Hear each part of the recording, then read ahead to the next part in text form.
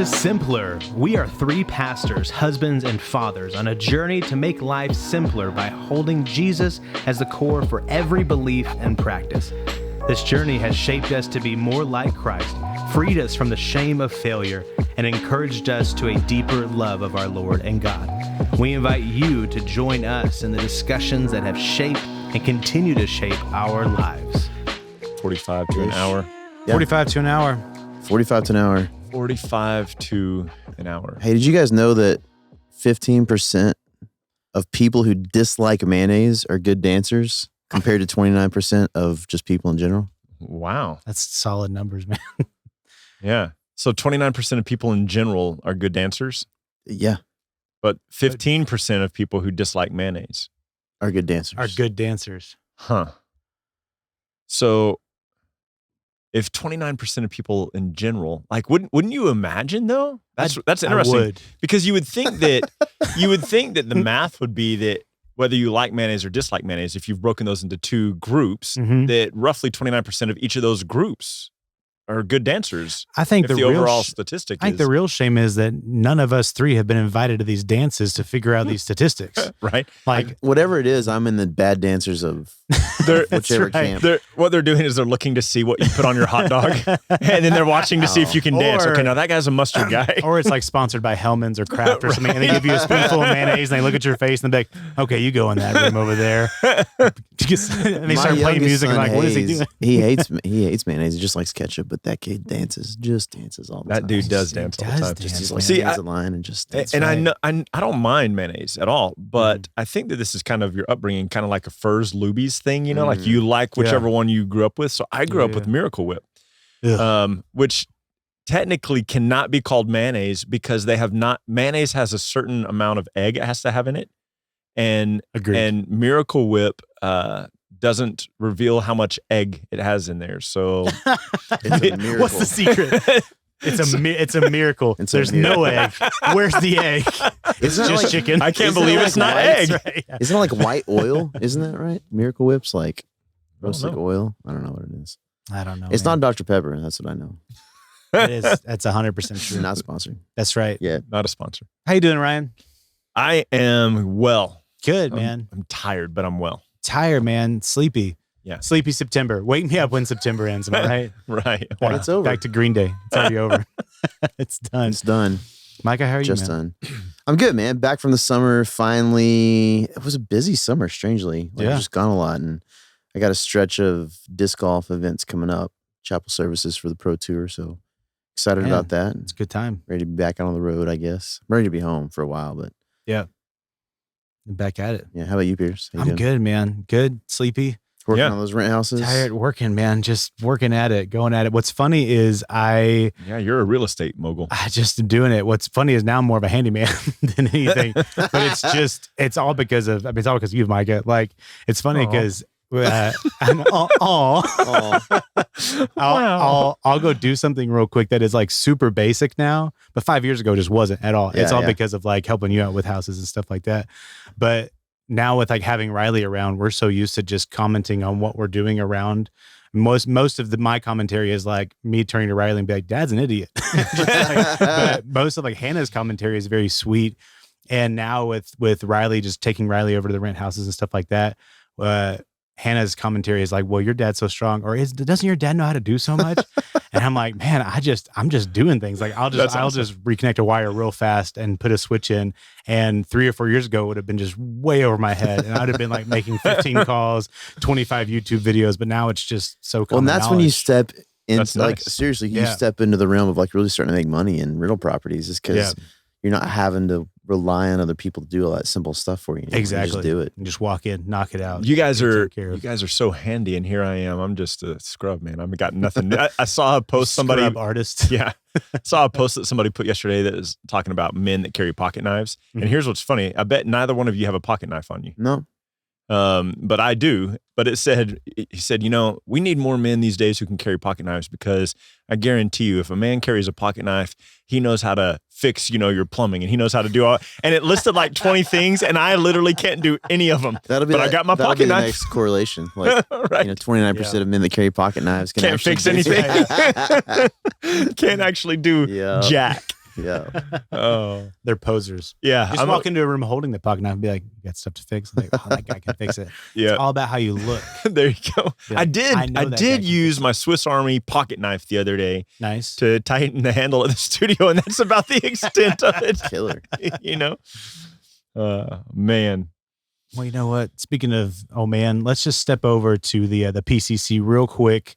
We're going to Pierce's Culture Corner here in the first episode of September. And also, I didn't say this a second ago.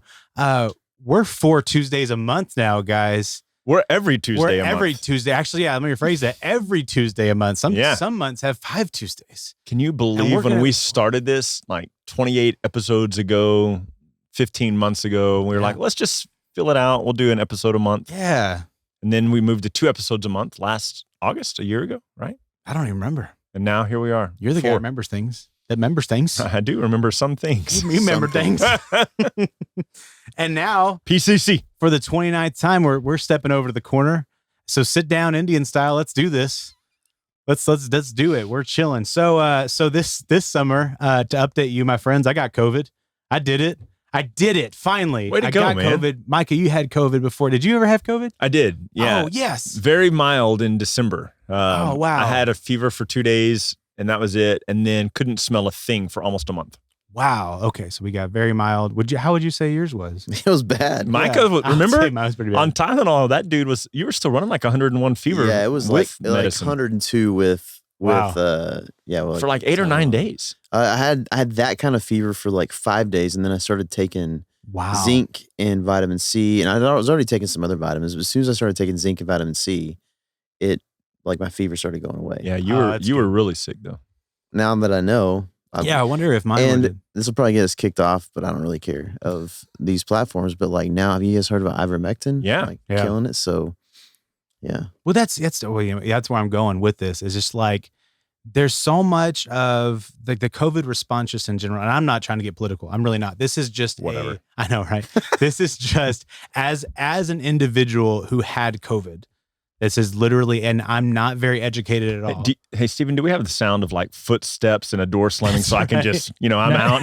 He's getting into the politics here. Stepping out of there. Just as an individual who had to, I went and got like the infusion, I think that's what it was called, the infusion treatment. It was called like Bam Bam. Bam Bam. That's what they call me. They called it. That's what they call you now? They were like, Bam Bam. Bam. They called me. They were like, hey, you tested positive for COVID. Do you want the Bam Bam infusion? And that's all they left it at. And I was like, well, I'm going to need more details than that because I have no idea what that is.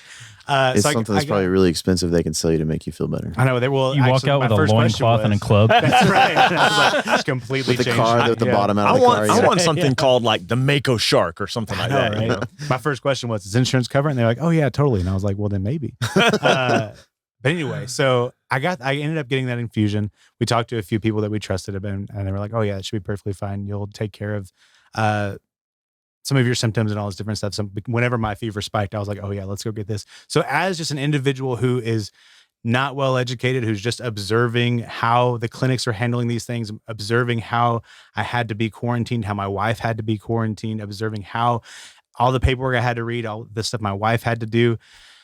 Man, this is a freaking mess. Like, I know that we've been saying this for over a year now, like, and just looking at all this stuff with politics and seeing all this stuff with the vaccine and seeing everything that's going on. Now that I've officially had it, I can officially say like, golly, what a mess. And one of the biggest things that hits me that I hate, because now it's officially like in my household that I just absolutely despise from the medical field standpoint, because my wife is a nurse, is my wife. I got home from youth camp. I got home from youth camp. That's where I got COVID.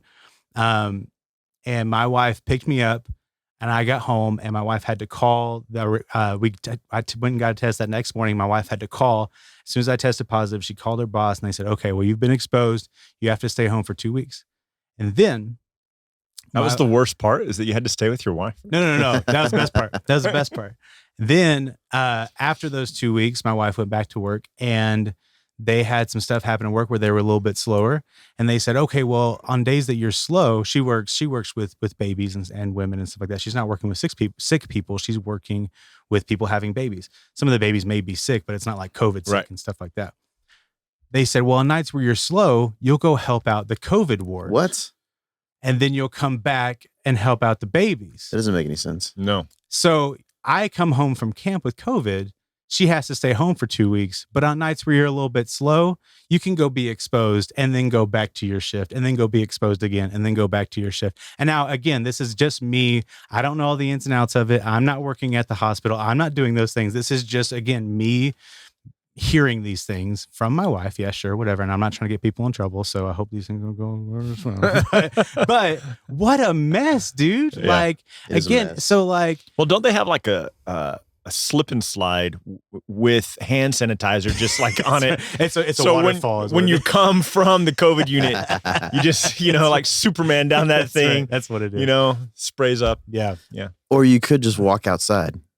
Get some vitamin D. I mean, from everything I hear is that COVID like gets demolished by UV rays. So yeah. So all you people wearing masks outside, like what the heck are you doing? Or driving by yourself wearing okay. That actually makes a little sense. I mean, I'm not a fan of that per se, but it makes sense to me if you're like trying to, like if you are caring for somebody who's older and they got to ride in your car. Oh yeah. Because you could sure put that stuff on your But if you're walking outside and nobody's around and you're wearing a mask, I'm just going to laugh at you. Yeah. So, I mean, so just to say with the mess up, again, this isn't necessarily a culture commentary, more so much of a culture contemplation of my own part. Like, I think what sucks is we are the masses, but we are the masses made up of individuals like me who are looking at situations like this and saying like, who do I trust? Who do I follow? What do I do? Because I'm seeing memes, I'm seeing articles, I'm seeing these things, and then I'm seeing these types of situations happen to individuals, and I'm thinking, what do I do in these situations? Like, who do I follow? How do I handle this? Because I mean, even St. Angelo had their first like vaccinated death, and so I'm like, did they really? Yeah, isn't that wild? So like, like. Even new statistics are coming out and these things are happening. So it's just like in a situation where not only are the statistics a mess, socially it's a mess. Even in our own hospitals, it's a mess. And what sucks is I know we're only a year into it and that's such a short amount of time. Yeah. But you have people making these bold statements like you have to go do this. And then as an individual, I'm like, but why? But why? And I know there's all these other numbers, but those numbers are a mess, and the social situations are a mess, and the jobs are a mess. I feel like my intros of the podcast for the last few months have just shown like the correlation does not mean causation. You know what I mean? Like, exactly. Seriously, that's what people tend to do. Is one vaccinated person died, therefore, every vaccinated person is going to die, and it's probably something. Unrelated to some degree. Yeah. And what I'm not trying to do again is I'm not trying to make a solid stance of simpler stance is this. I'm really not. What I am trying to say is, man, as an individual, I'm just looking at this and as somebody who just went through it, like who did get sick and who did have to follow the protocol, man, what a crapshoot this is. Like, I feel like this is one of those things that whether it was on purpose or not, the enemy is using to create more of a divide amongst specifically believers. And there's a cultural divide, obviously, is being, widened. But I think the more the believers are split, I mean, if this is something that can break up the church, then he wins. Yeah. In that regard. So I think that it's important. I'll tell you how to fix it right here. Fix this whole situation. The real doctor. Take the doctor, get together. With other people that love Jesus, and then you go tell other people. The 23 ingredients in Dr. Pepper. Yeah. Are proven. This helped me get through COVID. That's right. To taste delicious, but full of ivermectin. I mean, when you lose your taste, the only taste that comes through. That's one of the 23 ingredients. It is ivermectin. This YouTube video will probably get pulled down because we've mentioned that. I've got boxes of it. We use it for horses all the time. We have boxes of it. And they're like, it heals it, and I'm like, I'll take it. We're on a gold mine. I just heard someone tell me that there's I guess some push to get some like legislation done for people who speak out against government's direction for COVID treatment. If you speak out against that, you're considered a terrorist. Oh my gosh, man. Also, if you do anything to memorialize the 9/11 incident and any religious holidays, it's considered an act of terror. They're trying to pass that. It's an act of Seriously? terror. Are you sure that that's what that said? An act of terror. Because now this is off of It's on the White House webpage. Yeah, but what I saw was that because it's the 20th anniversary of 9/11, they are more alert about possible terror attacks. Due to that, that it's the 20th anniversary. I saw it on the news, so it's accurate. You know it's real. You know it's real. You know it's true. Absolutely. And then I pulled up the actual deal, and it was like 23 pages, and I was like, I'll just take the news. This I mean, when it's longer than one, when it's longer than one page, it's definitely true. If it's like not one PowerPoint presentation with 3 bullets. Listen, if he says he saw it on the news, it was some Instagram reel. You know It's true. that somebody posted. But he was a believer, so you know he's. Gosh, you know it. Yeah, you guys didn't respond to my text the other day about the podcast where the dude was like, that if you get vaccinated, that you've given in to the enemy, the devil, and that what the devil is hoping we're doing, and what the political left will hope we're doing, is that we'll pull out our guns. And this is what he said, that what the enemy is orchestrating in this is if we fight them with our guns, we'll start a second civil war, and that's what the enemy, i.e., in this case, the devil, is hoping will happen. Anyway, so yeah, it was a mess. Talk about COVID being a mess. Good times. Hey, Steven, maybe get your news from somewhere other than Instagram Reels. I don't know. Why would you? I know. Because it's right there. Because they're hilarious. You just have to tap once, and it's right there. And they just keep going. And they just keep going. All right. Keep going. So, I mean, really, to clean up this mess. You know what we need? We need some leadership. I don't. No, you can't steal my. I had it typed up. You can't steal my good transition. Oh. Edit that crap out. Get rid of that. I'm gonna rewind a little bit. Yeah, that's right. Do that. Play that rewind sound. I said I wish I did. Just play my culture corner sound again. Just play my culture corner sound again. There we go. To clean up this mess. Yeah, Pierce, what do we need to do? It seems like we need some good leadership. Whoa. Wait a minute. Hey! What a transition. Wow. That was smooth. Man, smooth. I never saw that coming. Butter.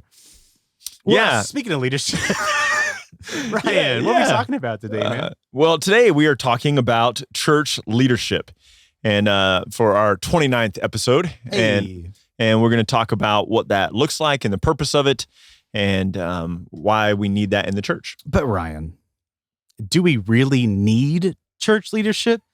Shouldn't we just find people to preach feel-good messages every week? Well, actually, Pierce, church leadership is something that is outlined for us in the scripture. It is an important part of the church order and the church structure, and it is ultimately for the edification of the body, the building up of the body, the equipping of the saints.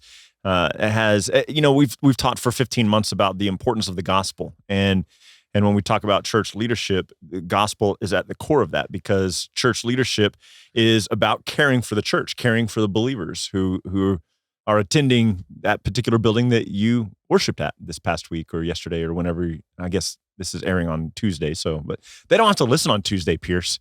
They might be listening on a Sunday. You're right.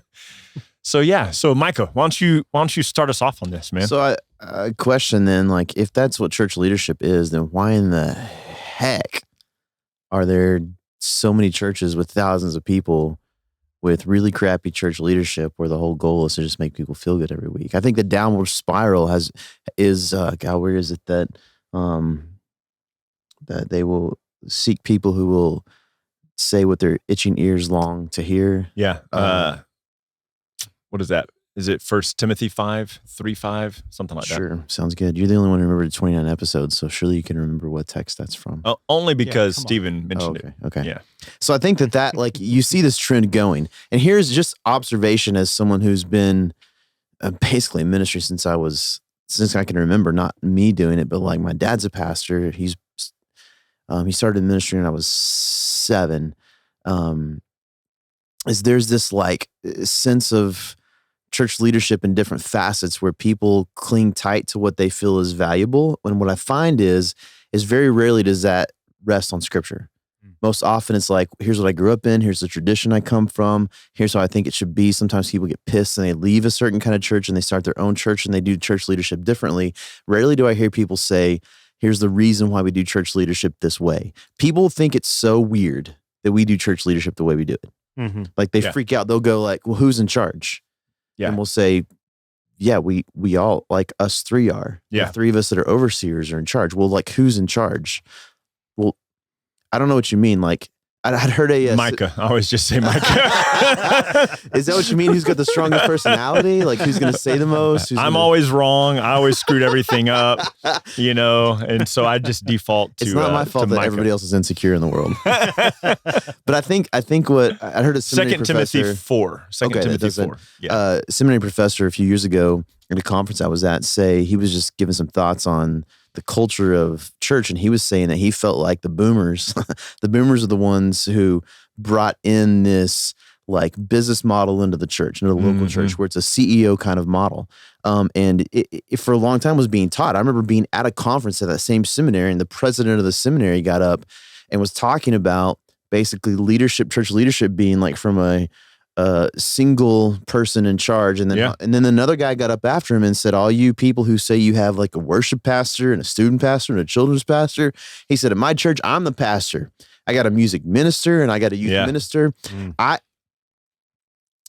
was this close. Like I think the only reason it didn't happen is because my dad was sitting next to me and it would have embarrassed him, I think, because he knew a lot of the people near him. I was about to stand up and be like, okay, that's BS, and I need you to show me biblically where that's coming from right now. Because that, it drives me nuts to hear people say that. They look at us and they go, you guys are weird, and they don't give me any kind of biblical reason why the way we do church leadership is right or wrong. They just say it's weird because that's not what I'm comfortable with. I am weird, but I mean, in terms of church leadership, I think that's different. Because most churches that I know of, I mean, I'm speaking of there are obviously Protestant denominations where the church governance is set up a certain way, but for those of us in the denominations that don't have it set up specifically that way, you see, I think most of the time you see a senior pastor model, a CEO model. Yeah. And I'm not necessarily saying it's wrong. What I'm saying is in most of the conversations I have, there's very little biblical reason as to why people say that is the way it's supposed to be done. Sure. Well, I mean, don't you think that for as many pastors' conferences as there are where people are saying, preach the word, make Christ known, that there are also pastors' conferences and church leadership conferences where they're bringing in like some business dude to come and speak about, here's how you run a business. Like it wasn't a couple of years ago that I had somebody say to me that like church is a business. And when I was like, well, no, it's not. They're like, well, it sort of is. In a business, in a sense, like the U.S. government allows us to be nonprofits. And so because of that, we have paperwork, we got to file, those sorts of things. But there's no 501c3 in the New Testament. No. And here's the thing. Let's just be really blunt about it. If you're running the church as a business and something happens in the United States where we have to do church in secret, like they do in China or in places in India or whatever, then the business model of church fails. It will fall apart. It cannot endure that kind of, which I think is a really great indication that it's the wrong model to begin with. If it can't endure persecution, it can't be the correct model. So I think there's some, I think where we should go with this is just talk about some things that the New Testament does say about church leadership. And I'll just start it. I think that Ephesians 4 is a great kind of platform to build off of.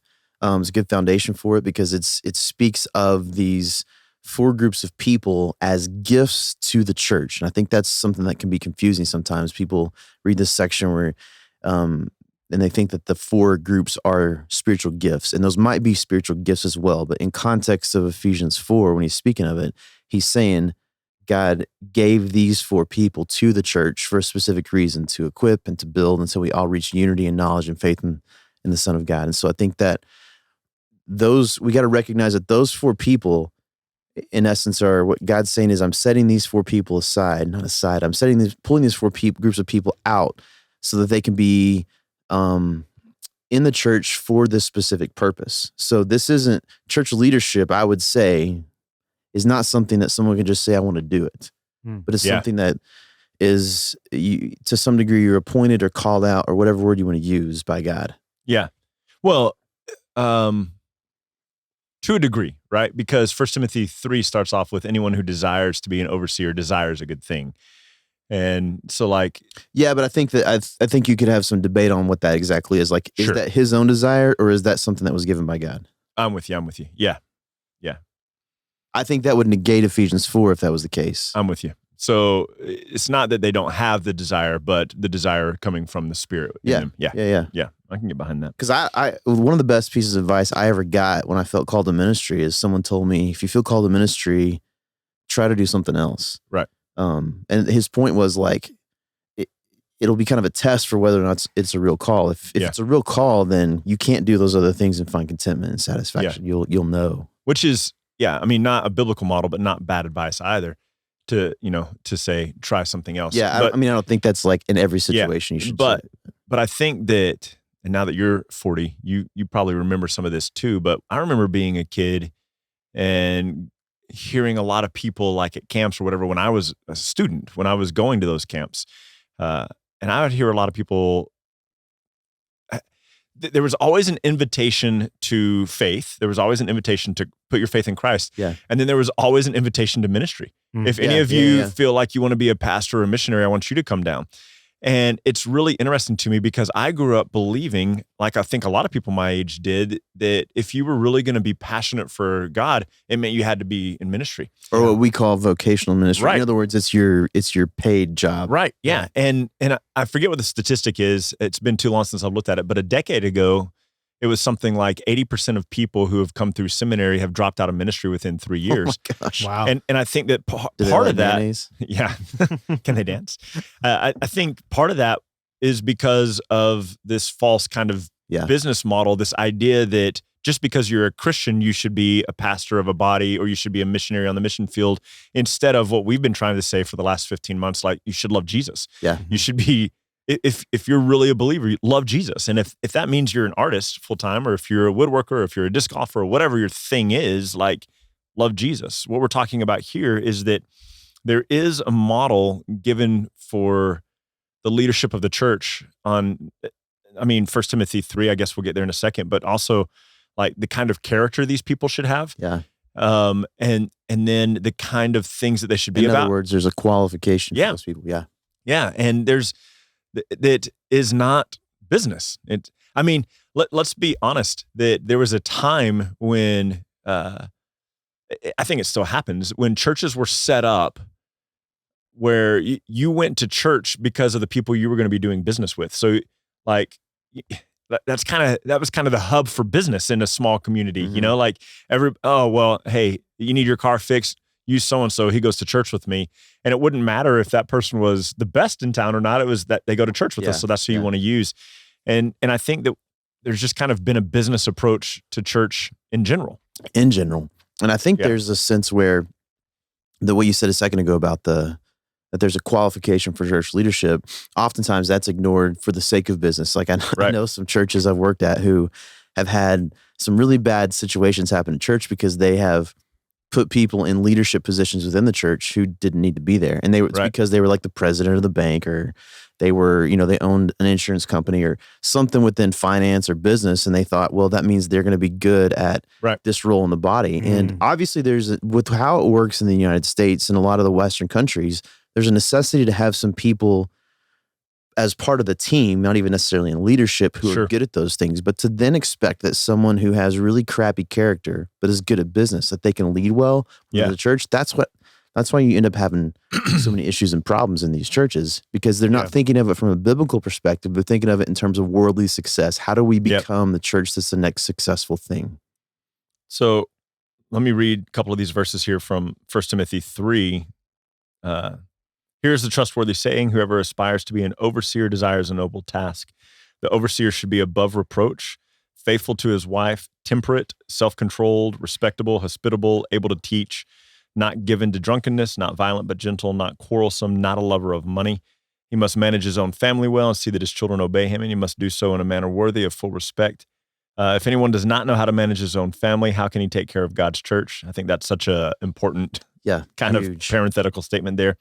He must not be a recent convert, or he may become conceited and fall into the same judgment as the devil. He must also have a good reputation with outsiders, those in this case, who are pagans, like these, because, first century, we're talking about people who don't belong to the church, Right. so that he will not fall into disgrace and into the devil's trap. And so, like, that's a lot of kind of things to look at. And, like, Yeah, it's a pretty big list. Instead of saying he handles money really well and has a successful business, like, there's a lot of character in this, And I think you could take you said character earlier. I think it's a great perspective, because I think these things are things that Paul's saying to Timothy. Look for these qualifications in the overseers you appoint. But I think there's some character that flows out of that as well. Like, these are kind of general. Like, I think probably people with that character are going to have some sense of being good with money. In other words, probably these people aren't going to have all their credit cards maxed out. Yeah. Well, I'm not saying that's like like something that is like awful, but what I'm saying is, I think the qualifications he's given are people that would fit in a leadership role well within what we're calling the body of Christ or the people of the church. And I think that there's a lot of character things that play out just past this list. Right. You know what I mean? Well, and the thing that's interesting is Paul mentions in a couple of places that his most difficult ministry was done in Ephesus. And this is where Timothy is. Paul spent 3 years there. Paul has now left, and he is either in Greece or is at this point maybe a prisoner already outside of Jerusalem. But he's writing Timothy, and the first 2 chapters, this is something that didn't dawn on me until I was into my 40s already. But my whole life, I've seen this chapter taught as here's what pastors and overseers should look like, right? Mm-hmm. People normally say pastors, although I would have a qualm with that a little bit, because I think pastor is an appointed gift. It is something. But anyway, we can talk about it another time. Well, I think that's actually overseers. A good point real quick. Yeah, this is specifically here, the word he's using is overseer. Yeah. Some people translate it in different places, like different versions of the scripture, as elder. Some people translate it as bishop, but the word means overseer. Yeah. And I think you could make a correlation with the term shepherd from the Old Testament, which you might get to in a second. But I think it's crucial to understand that this isn't a specific role like you're talking about of... Right. This isn't a specific gifting. This isn't the head Ephesians pastor. 4 this pastor, teacher. This is specifically someone who oversees. It's a little more generic term. Right. Yeah. And they must be able to teach, which is one thing. But anyway, this is... What's interesting here is that Paul's left Timothy behind, and really, if we're going to talk about overseers, we shouldn't really start here in chapter 3. We need to start in chapter 1. And Paul says, Timothy, these guys that are in charge right now, these overseers, they're terrible, and they're quarreling with people over endless genealogies and all these little fine points of the law, and they're causing division in the church. Mm-hmm. And so then Paul gives this as the antithesis to the troublemakers in the church. And so we look at this here, and as strongly, I'm going to assume that if you're listening to us, if you've been listening to us for a while, this is probably a text you've heard of before, you've heard it taught in church or something like that. But to get the full picture, as passionate as we feel about these being the qualifications of the overseer, we need to feel just as passionate about the overseer not having the things that are going on in chapters 1 and 2 where they're causing division. So if an overseer is causing division in the body, like there's someone who is actually dividing the body, then they are in direct opposition of God's purpose for the overseer, which is to build up the body and equip the body and prepare the body for life and godliness. And so overseers who are divisive, like Paul tells Timothy later, he says, warn a divisive man once, and then after the second time, have nothing to do with them again. Mm-hmm. And he's telling them that in, I think, still kind of this context here of people who have taken it upon themselves to oversee the church. Yeah. James has a similar kind of thing going on in the book of James. There are people who are in leadership over the church. I think we've talked about this before, who are prejudicial against other people in the church. So they're showing favoritism to the rich, and they're dishonoring the poor in the church. And James is just ripping these guys to pieces and kind of mocks them. And so one of the famous verses from James chapter 3 is, not many of you should aspire to be teachers, for you will incur a stricter judgment. But the direct context of that is there were people who were setting themselves up as overseers of the church who were divisive, who did not care for the sheep, who played favorites. And James is warning them, you shouldn't set yourself up in that position. You're asking for it, you're in trouble. And so there are a lot of people who would put themselves in these positions who are not qualified. Well, and I think one of the things we see a lot in modern day church today is this next section in 1 Timothy 3, the qualifications for deacons or servants is actually probably a better way to describe that, is a lot of the churches I worked in, the so-called deacons are the ones who are actually in charge of the church, which is the antithesis of what Timothy says here. It means that we see in Acts that the deacons were, or the servants were, I'm saying servants because that's what the word means. It is, and it's one of the few words that I feel like still has some prejudicial translation, in my opinion. But I feel like it's with a specific idea in mind they're implying when they translated deacon. It's not a translation. It's a transliteration, Right. So anyways, point being, the deacons were appointed, servants were appointed because the apostles didn't have time to meet all the needs of the people and still be able to teach well. Yeah. And so this is what it is. Like, these people that we call deacons are there not to lead the church. That's never been the point of the servant. The point of the servant was to be people who serve the body, because the overseers and can. the teachers can do their job. I used to mess with when I work in like in First Baptist churches places, and I find that end up in conversation with a deacon who's like super anti-alcohol. I'll go to this section in a verse. Where is it? Where it talks about, is not it indulging Titus? in much wine. Where is it? It's verse 8. Yeah. Oh yeah. Deacons likewise must be dignified, not double-tongued, not addicted to much wine. I'll read in that verse and go, do you know what he's saying? He's saying that to be a deacon, you have to drink because you can't be addicted to much wine if you don't drink wine. So if you guys aren't drinking wine, you're not qualified to be deacons. And they usually look at me, like stare at me, like they don't know what to say. And I'm like, I'm just kidding, man. I'm messing with you. But I think that's one of the issues you see in church leadership today too, is there's a group of people, like you're saying in James, who for whatever reason want to set themselves up in a position of leadership when they're not people that God has equipped or qualified or appointed. And then you just end up with chaos. And so I think there's a sense where maybe they do that because we have created this persona that church leadership is like this glorious position. You're in the spotlight, you're on the stage. I mean, can I be completely honest? I haven't done any other job my entire life, like as a profession. I would never pick this on my own. Like, I love this with all my heart. Like, this is my calling and my passion. Yeah. But I would never, why in the world would I pick one of the lowest paying jobs to deal with the crappiest people in the world a lot of times? You know what I mean? Like, why would you pick that? You pick that because God's called you to it and he's equipped you. And that's why it's my passion. That's why I love it. Exactly. In both Ezekiel and Jeremiah, God rebukes the leadership of Israel. Now, we're not saying that the leadership of Israel. Israel. I'm who am I? Gomez. What is it? The Addams Family. Oh yeah. Israel. Yeah, what's his name? I can't remember. Gomez Adams. Gomez Adams. Yeah. You know that Gomez guy from the Addams Family? His last name's Adams. First name's Gomez. What's his name? So we're not saying that the Old Testament leadership of Israel are a one-to-one correlation with the overseers today, but Peter does refer to people with that gifting. In Peter, New Testament saints, overseers, he refers to them as shepherds. So there is a little bit we can draw from this. So God rebukes the leaders of Israel in Ezekiel 34 and in Jeremiah 23. In both cases, he promises Christ. He promises the coming shepherd who will shepherd the sheep well. But one of the things that he says, here's just a sampling of it from Ezekiel 34. He says, prophesy, son of man, against the shepherds of Israel. Prophesy and say to them, this is what the sovereign Lord says. Woe to you, shepherds of Israel, who only take care of yourselves. Should not shepherds take care of the flock? You eat curds, you clothe yourself with wool, you slaughter the choicest animals, but you don't take care of the flock. You have not strengthened the weak, you have not healed the sick, you have not bound up the injured, you have not brought back the strays, you have not searched for the lost, you have ruled them harshly and brutally. So they were scattered because there was no shepherd. And when they were scattered, they became food for all the wild animals.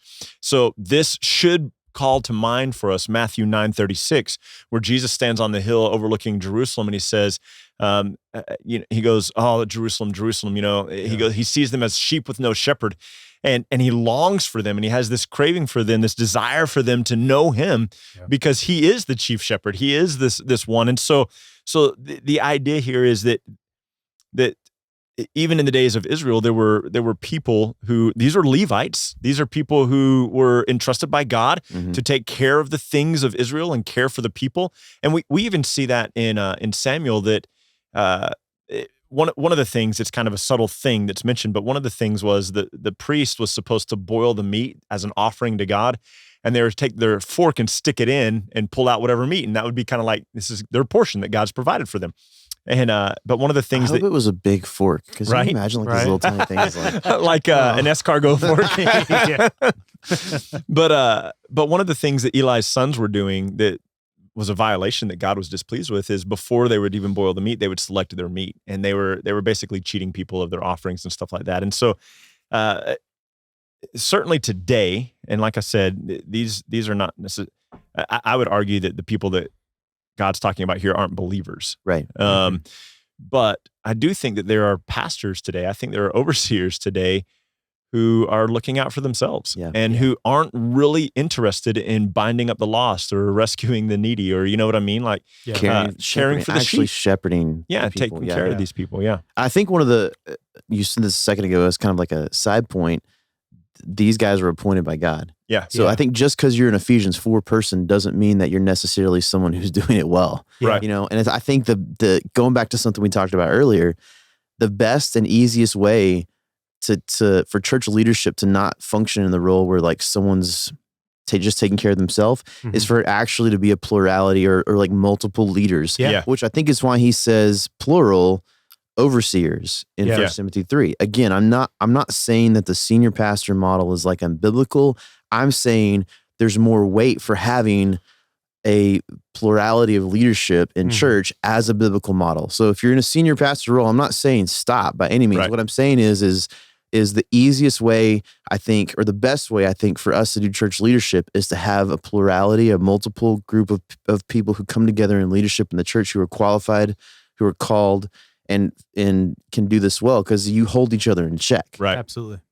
I think that's one of the things we've seen, Micah, in 20 plus years of ministry, is a lot of times, not every time, but a lot of times when you have the kind of the single pastor CEO kind of model, that's where we are seeing pastors who get wrapped up in sin, sexual sin, or stealing money from the church or whatever.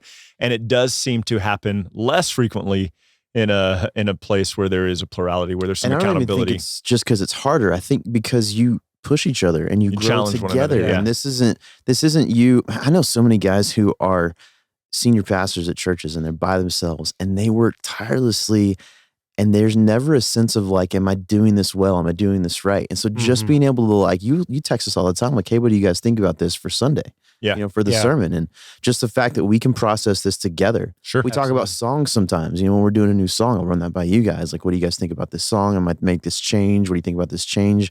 There's some strength in not having to do it on your own. Sure. Yeah, absolutely. Yeah. And within that, like the alone aspect, I think, is a huge, huge part of it, even from a standpoint of,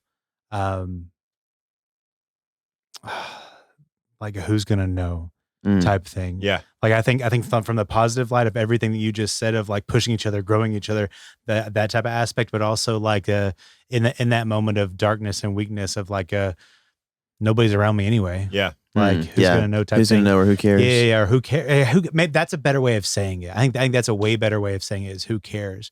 Nobody else is around me. No, I'm not getting type of encouragement. Who cares?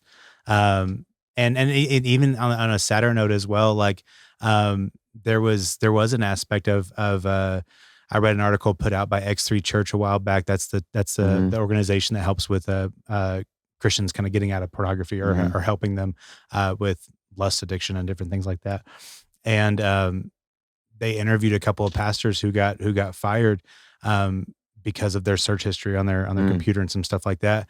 And one of their things was just like, I had no one to turn to, no one to talk to. And like they even said, like, I would have loved to have like stepped down, love to have done some stuff, but I didn't have a church. Like I didn't have like a body of believers or even like people I could have turned to, because I was a head pastor. I was completely by myself. And so like, I don't know how much that really has to do with leadership. I was just thinking of being alone. Like they were so isolated that they were just like, I wanted to confess, but I didn't know who to confess to because I knew I was going to disappoint people. Point being, it's not a great scenario to be in. It's just, I think it could be okay. It's just not the best scenario to be in. I mean, even from the sense of like, strength, like us three together as leadership, as overseers at the 456, there's strength in that. You know, absolutely. Ryan, you usually get dogged on because you're the one that is preaching almost all the time. And so if someone has an issue with something that you said, it's because you said it from stage. But there's strength knowing that you don't have to deal with that on your own. Yeah. Or even when a few years ago, we had to deal with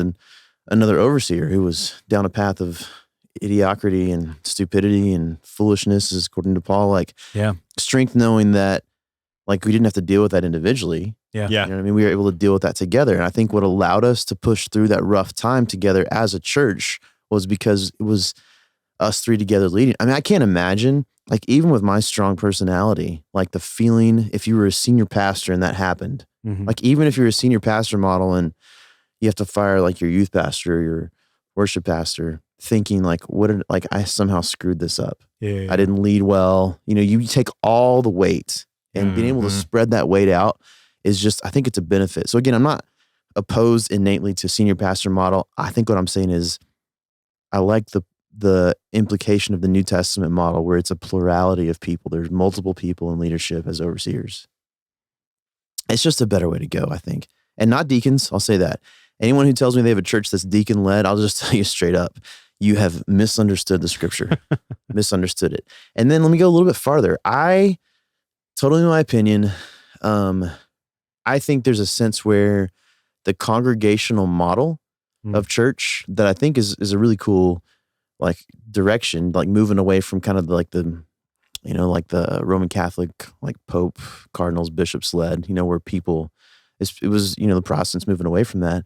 I think what ended up happening though is that people started thinking like, well, now the power's in my hands. Like, you know, a lot of situations you hear in churches where, you know, it's the rich people in the church, who have the most say. Yeah. And the pastor becomes like their puppet.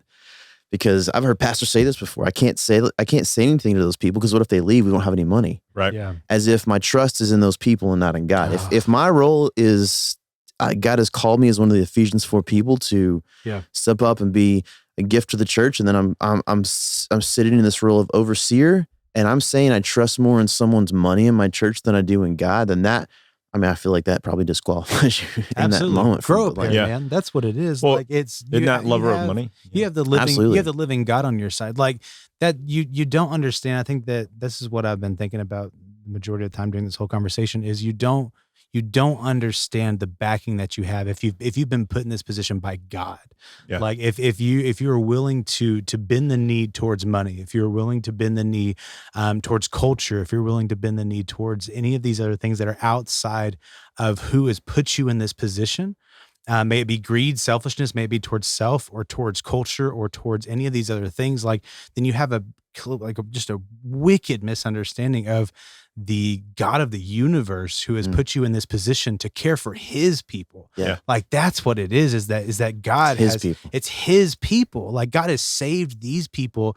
God has cultivated this flock. God has used his son and his son's voice and his son's power by the cross and the empty grave to call these people together. And then he has hand selected. He has chosen these men and these leaders and gathered them together and said, okay, you're going to lead my people on this place to encourage them and build them up for ministry, to love people and be a light to the lost and equip them and love them well and teach them well and do these things.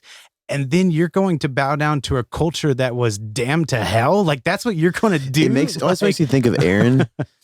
Moses on the mountain talking to God. Yeah, right. And Aaron's like, it's taking too long. These people want to worship something, so let's just get some gold. I mean, that's exactly. I mean, I think you're right. There's not a one-to-one correlation with these Old Testament passages, but you see a lot of the same fallacies in leadership. Yes, for sure. And so I think you're right. Absolutely. We forget this is the bride of Jesus. Absolutely. This is not our thing. Like as pastors, this this is not our church. Yeah, we've been entrusted to care for it for a little while. And that can look, when I said grow up here, I was frustrated, but grow up here. No, I mean, to be honest, those guys don't have the nuts to do what they're supposed to do. I'll just say it. And that may look a lot different. I mean, we've talked about like the George Mueller and then the Moody side of things, where where you go kick down a door and you say, "Give me the money," and then you have George Mueller who is just praying all night to get the money, and that may look different. Where you have a congregant coming in who is saying like, "You'll do things my way." The way you approach them may look differently, but the heart is, "I'm going to stand up for the people of God. Yeah, I'm going to uphold the position that I've been given." And that may look like you putting that person in their place more aggressively. That may look like you putting them in their place more, I don't know, softly. I was gonna say compassionately, but sometimes compassion is brutal. It's gracious. It's a gracious way of handling it. Yeah. So like that may look one way or the other, but either way, the heartbeat is to uphold the position that you've been given by God. And in both positions, may it be more brutal or soft, it is caring for the people of God. And that's kind of the simpler view of what we've been getting at this whole time, is that church leadership is about caring for the church. Absolutely. There's this care that is there. That is, these are the people of God, and God has entrusted you to care for them well, and upholding what we've talked about with Ephesians 4, 1 Timothy 3, these passages that God has given us. And I do think, I mean, we don't have a lot of time to spend on it, I know, but like back to something you said, Micah, that in Acts 7, the reason that the apostles appointed deacons was because there were a group of Greek Jews, the Hellenists, who were being overlooked in the daily distribution of bread, and they were complaining about it. And I love the apostles' response. Like, we don't have the time to wait on tables. To wait on tables. We need to be preaching and teaching the word of God. Yeah. And so they appointed the deacons. And so I think when we say it is the job of the overseers, or the presbytos is the Greek word that Titus uses, but it is the job of the overseers to care for the church. Like, it is not your pastor's job to do everything. Right. And some people, the default, so we've been talking about leadership. So the leadership that says, I'm the CEO, I'm the boss, is just as bad as the sheep that support that viewpoint, because if your viewpoint sitting in the pew is, well, this pastor, he's the guy that's in charge. Listen, we have a church that fluctuates every week from anywhere from 80 to 160 people, right? Yeah. We three can't take care of every single need that's going to be in that church. We just can't. We can't be at every hospital. We can't be at every bedside. We can't be at every wedding or every, whatever. Like, we're not going to be able to. It's just not possible. And if you're at a church that has more than, 150 people, your pastor can't do all that. Right. And so when we talk about the shepherds caring for, when I think about Ezekiel 34, bind up the broken and feed the sheep and take, like, I think about all of that as making Christ known and proclaiming Christ to this body. It's back to Ephesians 4, Micah. So these gifts of apostle, teacher, preacher, these kinds of things, prophet, evangelist, that were given for the equipping of the saints. Like, not a prophet evangelist, but like prophet. Right, prophet, evangelist. But for the equipping of the saints, and that's what the overseers are doing. They're equipping the saints. Now, the overseers, right, and the overseers who are equipping the saints, who Acts 7 are preaching and teaching the word of God, are wise enough to then say to other people, okay, we need you guys to appoint some help who can take care of these things and take care of these other areas of ministry. But I really think, Paul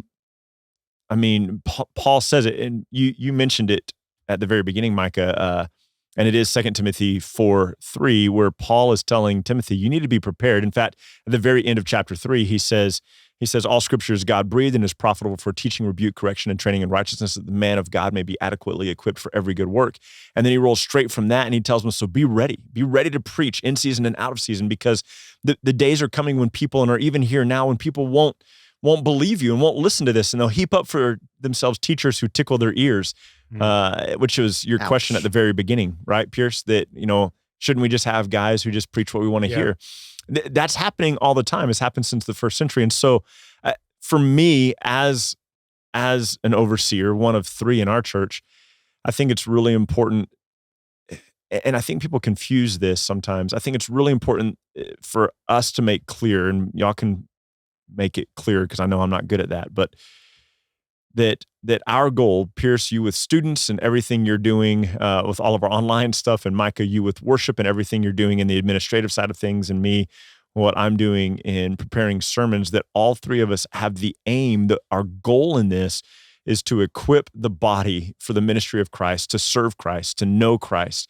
And that is our primary charge. Yeah. That is our primary responsibility. So when we say it is the job of the overseers to care for the church, that's at least in part what I mean, that like it really is just about equipping the saints. And all the other things that you can think of that the pastor should be doing probably requires some deacons and some people in the church to step up. Absolutely does, yeah. And I mean, I think one of the greatest fallacies that happens is what you said, where the senior pastor tries to take on everything. He's mowing the yard. He's cooking meals for all the fellowships. He's doing everything. And that's what you're doing in that moment, is you're robbing people of the opportunity to take part in this communal thing that we call the body of Christ, the church. And back to Ephesians 4, where you started, Micah. If the job of the overseer is to equip the saints for ministry, you're doing them a disservice. You're not equipping them for anything because you're telling them, I'll get it. I'll get it. I mean, just to be completely blunt, like if my role is to take care of all that stuff, then I better start getting paid more. Yeah. Right. But that's not what this is about. And that's the issue. I mean, you and I, Ryan, and you might have to, Pierce, I don't know, but we've been offered jobs that are vast amounts of money compared to what we make. Yeah. Even before the 456, weren't making much money doing the other ministries we were doing. And I think that in reality, like the only reason we're here and not doing other jobs is because this is what God has called us to. So He's given us passion for. The reason that we're at the 456 specifically and haven't taken jobs at other churches is because we feel like God has put our heart and passion here with this these body. People, yeah. Yeah, and that's why we're here. I mean, I probably get 2 or 3 a year, people asking me to come, and I don't it's anymore. Like, well, because you're not on the road anymore. You would if you're on the road. And there's literally, and I'm honest with them. I just tell them, like, I'll be happy to, consider it and pray about it. But this is where God's got our passion now. And I'm open to it. Like if God's moving me, I just can tell you right now, it's not going to be soon. Yeah. Because I know this is where we're at and this is where our passion is. And people ask me all the time, like, why are you okay with pastoring this little church in the middle of nowhere? And I say, like, why is that the standard? Yeah. Mm-hmm. Like, why is it, at what point does it become like a successful ministry in your eyes? What number of people at the church? Yeah. Stop asking me stupid questions. Exactly. Oh man. Well, I think I don't really know how much to wrap that up. We did have a much wrap up. Simpler view, church leadership is about caring for the church. And caring for the church doesn't necessarily mean each individual little thing, but caring for the church holistically. And may that be allocating and assigning different aspects of certain parts of things, but holistically caring for the church. Hey, can I give you one more thought? Yeah. Just thought about this. No. And we're done. There's oftentimes I hear people when I'm on the road talk about their pastor, like, because it's nice when a guy comes in to guest preach or guest lead worship, you can talk trash about the other guys in ministry at your church because you don't feel, but they'll say things like, I wish he preached like this, or I wish he did this. And I think that there is some sense of almost like ownership in a wrong way of that position, where people feel like it's their responsibility to make Ryan be a teacher like the teacher they like to listen to on their podcasts. Yeah. And I think there's that sense of ownership, or like I hear people say this all the time too. Well, we should have more say because we give more money. I heard a guy one time say college students this was a congregational Southern Baptist church, they shouldn't have any say in any of the votes we do because they don't give any money compared to the rest of us. And I asked that guy, I was like, I wonder what it would look like if we took a percentage, like based on their income and your income, how much do they give percentage wise compared to you? I wonder what that would look like, even though it's a different amount. Yeah. And so I think there's a sense of ownership people take in a church sometimes in a wrong way that causes people to look negatively on their overseers and specifically their teachers. And so if that's you, let me just say this, like, know that your encouragement goes a long way with your pastors. Yeah. Yeah. Bring your concerns, but I'll tell you this, if you think for a moment that this is an easy job that anybody can do, then you have misunderstood the intensity of what God has called pastors to do. So if you have a concern, bring it. If you have an encouragement, bring it. But don't think for a moment that it's about you, that it's about your ownership. If I give money or someone who's a good preacher, then it's my role to make my pastor that way. Like don't take ownership in that way. Let your ownership be in the community, in the body, and not in the person. Absolutely. Yeah. Church leadership is about caring for the church. As a church congregant, love your church leadership. Did you say congregant? Congregant, as a part of the church brethren. Oh, gosh. Thanks, Brother Pierce. Confront where there needs to be confronting, but also love and encourage where there needs to be love and encouragement. Absolutely. If you guys don't have anything else to add, I think we've kind of wrapped it up in the last 5 or 10 minutes or so. I don't need to reiterate any of that because I'll just do it again for another 5 or 10 minutes. Micah, you got a simpler hack for us? I do. Summer for a lot of you might be actually over, but it's actually time for wherever you're at in the country, backyard barbecues. It's that time when it's starting to get a little bit cooler in some places, and it's backyard barbecue. So I got a backyard barbecue hack for you guys. Something I saw that I haven't tried it yet, but looks amazing.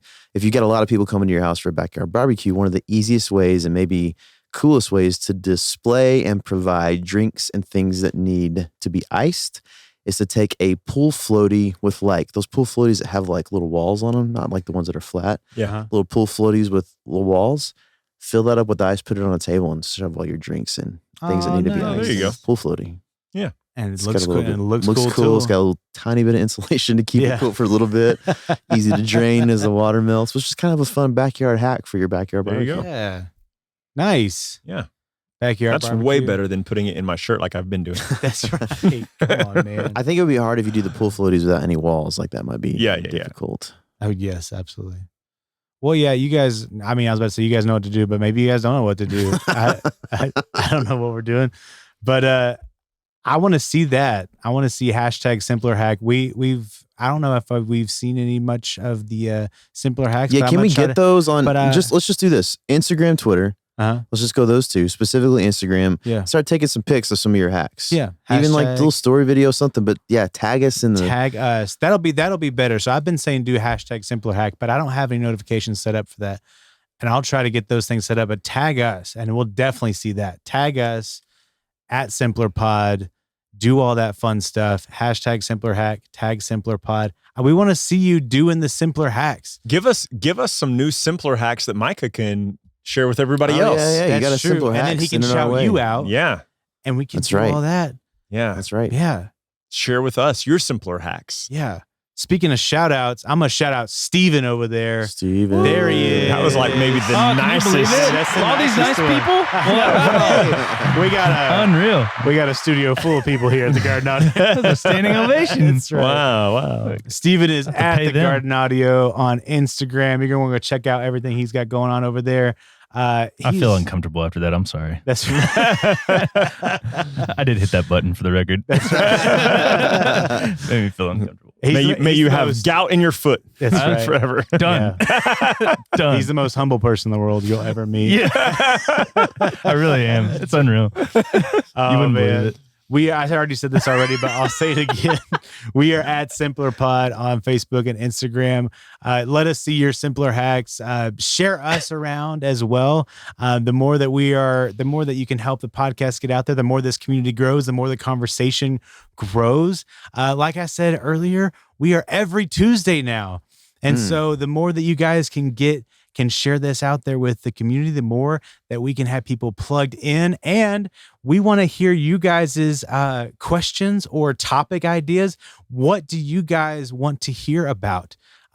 We've had some topics being shared in through Instagram and through Facebook. Do that. If you guys are like, man, I have a question, we might do a whole episode over it, or we might just have a conversation with you over Instagram. If that's easier, if it's just like, I don't want to do that over there, but I just want to hear what you guys think about this one verse, then that may be what we do. But we can have a conversation through there, or we can do an episode over it. Just connect. We've got social media. We have a day and age where we don't have to be like Ryan anymore, just slaving over letters and stamps and doing all that. We can actually connect through phones and through computers. I am the old one. Yes. Oh man, you know what? So all that being said, as always, keep Christ as core. What could be simpler than that? We'll see you guys next week. Bye. Bye.